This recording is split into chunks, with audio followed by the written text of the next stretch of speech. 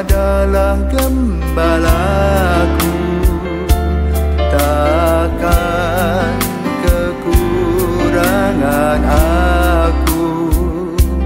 Ia membaringkan aku di padang berumput hijau.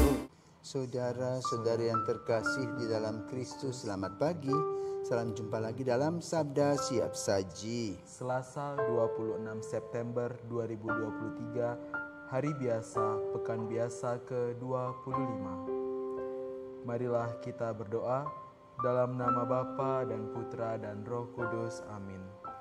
Allah Bapa yang Maha Pengasih, Engkau senantiasa mengumpulkan kami di rumah-Mu untuk mengenangkan misteri Paskah Putra-Mu. Semoga dengan mengenangkan perjamuan kudus ini, hidup kami semakin Kau sucikan dengan pengantaraan Tuhan kami Yesus Kristus, Putra-Mu yang hidup dan berkuasa bersama Dikau dalam persatuan Roh Kudus, Allah sepanjang segala masa. Amin. Tuhan bersamamu Dan bersama rohmu. Inilah Injil Yesus Kristus menurut Lukas. Dimuliakanlah Tuhan. Lukas bab 8 ayat 19 sampai dengan 21. Pada suatu hari datanglah ibu dan saudara-saudara Yesus hendak bertemu dengan Dia. Tetapi mereka tidak dapat mencapai Dia karena orang banyak. Maka diberitahukan kepada Yesus, "Ibu dan saudara-saudaramu ada di luar dan ingin bertemu dengan Dikau." Tetapi Yesus menjawab, "Ibuku dan saudara-saudaraku ialah mereka yang mendengarkan sabda Allah dan melaksanakannya." Demikianlah sabda Tuhan. Terpujilah Kristus. Baik, Romo, terima kasih telah menyampaikan Injil pada hari ini. Saya ingin bertanya, di sini Yesus kan bilang, "Ibuku dan saudara-saudaraku ialah mereka yang mendengarkan sabda Tuhan dan melaksanakannya." Berarti apa bisa dibilang bahwa di sini Yesus tidak menganggap ibunya sebagai ibu kandungnya yang saat itu dengan rela hati untuk ingin menjemput dia pada saat itu, karena di saat itu dia dianggap mungkin sedikit tidak waras gitu, Romo. Bagaimana pandangan Romo terkait dengan kasus ini?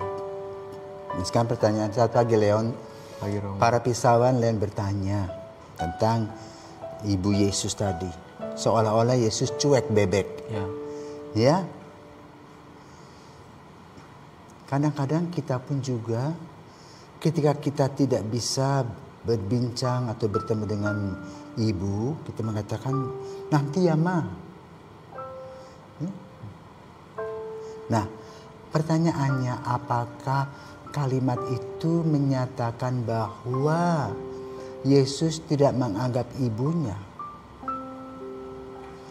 Pertanyaan kedua, apakah ibunya bukan orang yang mendengarkan sabda Allah?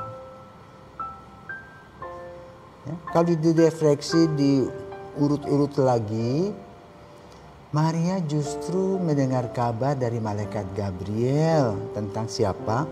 Tentang kelahiran Yesus. Dan melalui dialah kelahiran itu akan terjadi. Artinya Maria mendengarkan sabda Tuhan. Dan itu adalah ibuku dan saudaraku sebetulnya. Cuma kita tadi sering berpikiran, ya. Jadi setelah terjadinya reformasi, ya, Gereja Katolik terbelah. Ya. Gereja Katolik Roma dengan reformasi yang kita sebut sebagai Gereja Protestan.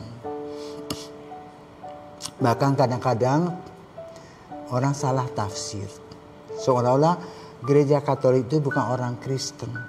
Sebetulnya Katolik itulah Kristen Katolik. Ya. Lalu Kristen Reformasi disebut Kristen Protestan.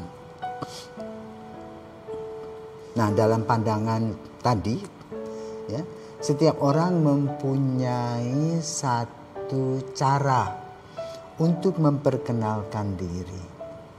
Seperti kamu misalnya mempunyai sebuah perusahaan, bagaimana kamu marketing, ya. Nah, marketing itu kadang-kadang ya melawan orang yang menjadi saingan. Dulu pada abad ke-15-16 itu kan orang-orang Katolik ini belum sekolah semuanya, masih buta huruf. Baca tulis pun masih susah. Pada zaman kita saja masih ada yang buta huruf. Maka lalu gereja untuk mempermudah mengajar mereka iman, mengajarkan doa Bapa Kami, Salam Maria, kemuliaan. Lalu ditambah dengan rosario, seperti itu. Seolah-olah gereja Katolik itu menyembah Maria. Maka lalu di gereja reformasi ingin mengadakan penyanggahan bahwa Maria itu bukan siapa-siapa. Kalau gereja-gereja reformasi itu masih boleh katakan memperhitungkan Maria. Tetapi pada umumnya gereja-gereja yang bersifat Pentekostal itu sama Maria itu boleh katakan jauh. Maka kalimat ini, kata-kata ini, pengalaman ini merupakan sebuah argumen yang mereka katakan. Itu buktinya itu dalam Injil Lukas 8:19-21 itu Yesus berkata, saudaraku dan ibuku ialah mereka yang mendengar sabda Allah. Lalu dia cuek bebek dengan ibunya. Nah, kalau kita melihatnya secara positif, justru Yesus ingin menampilkan Maria anonim bahwa ibunya itu adalah orang yang tekun mendengarkan sabda Allah. Bahkan sejak awal mula pemberitaan malaikat pun dia tanggapi dengan positif. Apalagi setelah dia tahu anak-anaknya itu yang tunggal mewartakan kabar gembira tentang keselamatan. Tentu Maria ingin agar apa yang dialami itu dilaksanakan oleh Yesus. Dan Yesus justru melampaui Maria. Karena itu dalam perikopa ini ingin disampaikan, ini secara pandangan Katolik bahwa Maria sudah lebih dulu mendengarkan sabda Allah. Kedua, Yesus ingin menampilkan kepada publik bahwa ibunya adalah orang yang mendengarkan sabda Allah, sehingga Yesus mengajarkan kepada kita, tidak usah kita direken oleh orang-orang, oleh dunia ini. Kalau kita sibuk dengan mendengarkan sabda Tuhan, kita tidak harus menjadi orang yang populer, tetapi orang yang bisa menghayati sabda Allah dan melaksanakannya di dalam kehidupan nyata sehari-hari, sehingga menuju dan mendapatkan kebahagiaan.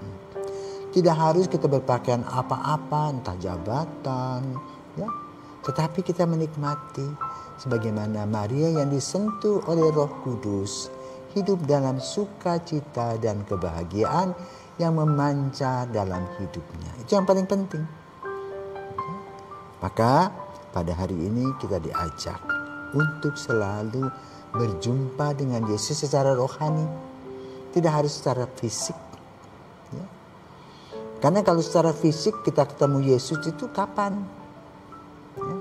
Maka gereja sebetulnya ingin menampilkan Kristus fisik sesuai dengan perintahnya, perintah Yesus melalui sakramen Ekaristi. Hostia itulah simbol kehadiran Yesus yang kita santap setiap hari. Maka mari kita belajar dari Ibu Maria, tidak usah dipuji-puji, tidak usah populer, tidak perlu dia harus direken dulu baru mengadakan relasi dengan Tuhan, tetapi secara pribadi mempunyai relasi yang dekat, intim dengan Tuhan, sehingga kedekatan dan keintiman dengan Tuhan itu akan memancarkan sinar kebahagiaan, percaya, iman, penuh harapan dan kasih. Selamat pagi, Tuhan memberkati.